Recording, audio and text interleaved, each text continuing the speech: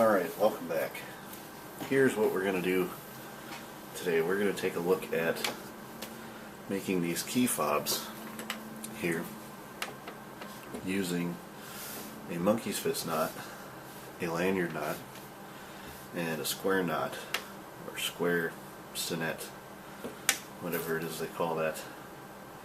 So they do take a little practice, but they're quite doable.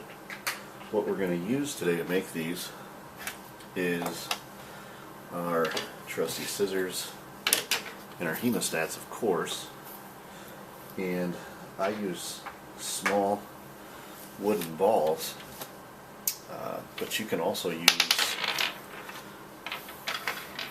use marbles, or you can even tie some paracord in a knot and use that as the center of your monkey's fist. To give you an idea on the sizes here, I've got two different size monkey's fists on those, and to kind of put them into perspective, I'll put that in there for you. This one was made using a 5/8 inch wooden ball, and this one was made using a 3/4. So those are kind of the two sizes of them. What I want to do today is I'm going to make another smaller one, using the 5/8 inch. So that's what I'm going to do today. I've got two pieces of paracord here because I am going to make this two color. I've got a pretty long piece of olive drab, and I made that as long as the span of my arms plus a couple feet. So that's probably roughly 8 feet. And then I've got a shorter, just 3-foot piece of black. And that's going to allow me to use the olive drab for the monkey's fist, and then the black is the insert. So that's what we're going to do today. So without holding you guys up any longer, we're going to get right to it. So we're going to start with our monkey's fist. I'm going to set this ball aside for now. I don't quite need it quite yet. We're going to start with our olive drab. And now you guys might have seen some monkey's fists made a couple different ways, but when we make this one, we want 2 strands coming out of it. So I'm going to grab one end, and I'm going to give myself about 3 feet, and I'm just going to hang that right off the front of my hand. So I've got about 3 feet hanging off right there. Well, maybe a little less, maybe 2.5, something to that effect. So we're going to start wrapping our monkey's fist around these 3 fingers, and depending upon the size of this ball, that's going to determine how many times you need to wrap around. Now with that 5/8 inch ball, I've made a couple, so I know that we need to do three wraps. With the 3/4 inch, you'd need to do 4, but we're going to do 3. So what we're going to do is we're going to take our cord and we're going to wrap around these 3 fingers a couple times there, so that I've got 1, 2, 3 wraps, and if I look on the back side of my hand, I have 3 there as well. Now with this cord, I'm going to go around my bottom finger here, and once I do that, we need to wrap around this the opposite direction. So I'm going to come through the back of my hand, pull that through, and I'm going to go around a couple more times. Sorry about putting my thumb in front of it, that kind of helps me to hold it in place. And we'll try not to get it all tangled up, keep everything straight and in order.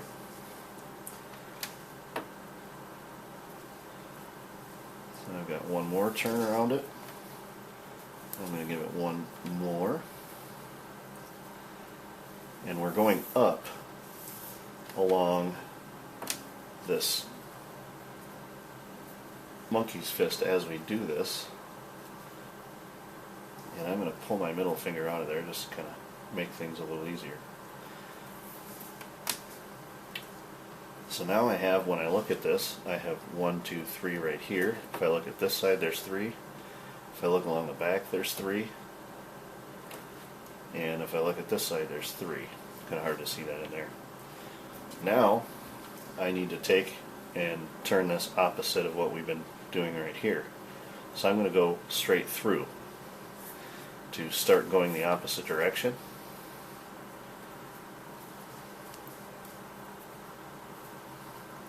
Go straight through, and then I want to come out the bottom right here. And right here is where I want to stop and grab that little ball. And I'm going to go ahead and pop this right inside of here, and then keep going in this direction. And from spinning this one around, I'm going from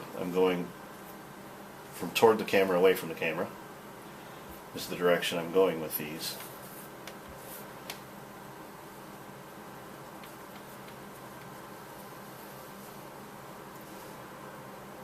I'm kind of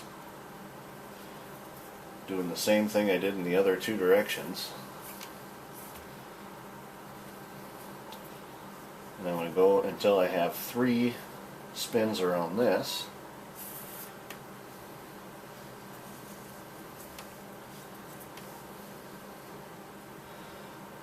Alright, so now if I look on the bottom, I would have 1, 2, 3.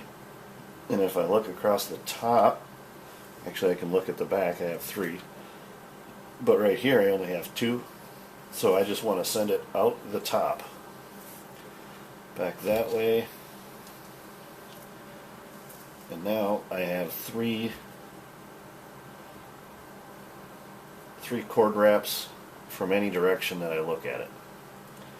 Now from here, I can take my fingers out of there, and I have the beginning of my monkey's fist with my ball in there.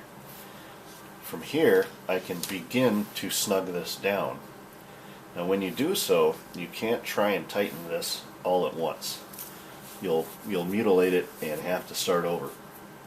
This is a knot you have to tighten a little bit at a time.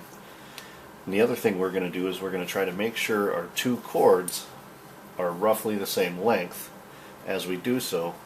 Right now, you can see they're not. So, I'm going to begin tightening just simply by starting with 1 cord and pulling slack out of it. So I'm going to pull a little bit as I go through, and like I said, I do not want to tighten this down. I just want to pull the slack out, and you can see already just by going around those couple loops how much slack I'm starting to accumulate. And try to hold your whole monkey's fist a little gently while you do this so that it doesn't lose much of its shape. Now when you get to one of your turn points where you're reversing directions, you want to make sure you don't cinch this down too tight as to bunch up the cords underneath it. And I'm just going to continue around the knot, and again, forgive me if I put my thumb in the way of the camera view. It is kind of how I hold things in place. So I'm just going to continue around this.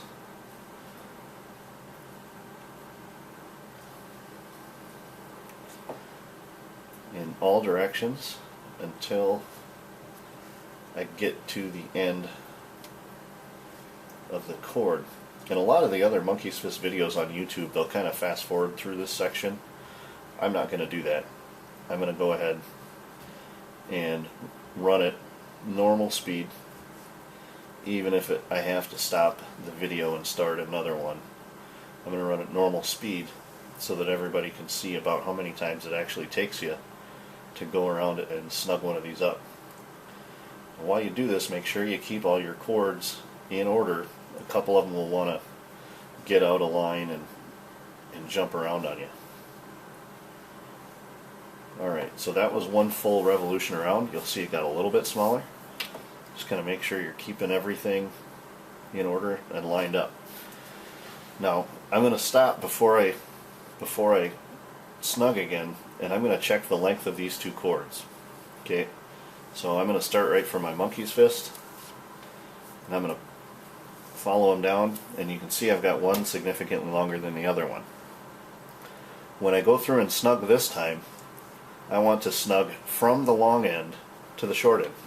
So I'm just going to grab the one that was longer, follow that back up to my monkey's fist, and I'm going to start snugging from there. And that's going to lengthen the opposite side for me. So that's going to go to try to keep both of my cords roughly the same length. So once again, I'm just going to start from there, and I'm going to start pulling the slack out bit by bit, keeping everything in order.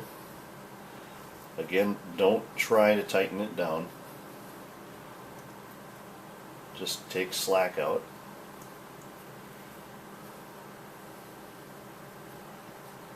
And you'll see it, getting smaller each time you go through this. And it typically takes three or four times through here. That's pretty normal.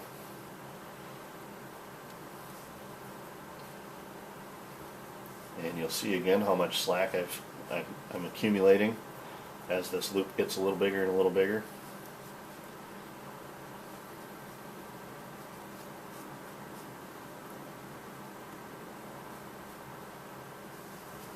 Alright, so there's one more complete round of snugging. I'm going to do the same thing. Follow my cord down, see which one's longer, and then I'm going to start from that end. Now, if you get to the point where it's not getting your two different pieces even, you can just take and pull a couple inches through, and then start with that. But when we're finished, we want our two cords to be close to the same length. They don't have to be exact, but we do want them to be close. So I'm going to go through again,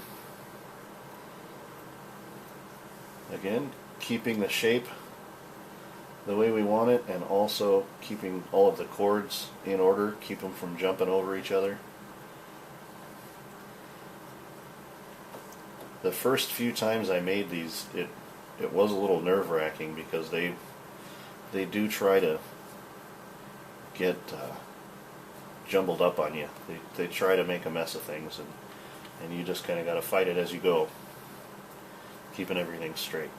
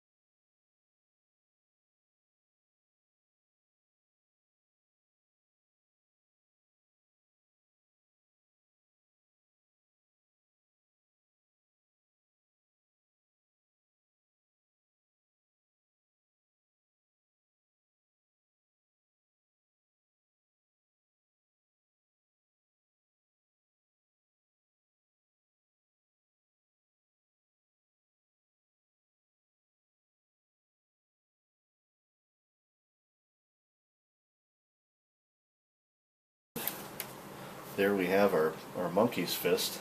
We should have good coverage in the corners where it reverses so that we don't see our little ball underneath there. If you do, you can kind of shuffle your cords a little bit, make sure there's nothing visible underneath there, and now we've got a really nice monkey's fist to go with going forward. So I'm going to go ahead and kick this video off, and then we'll start another one and continue on from here.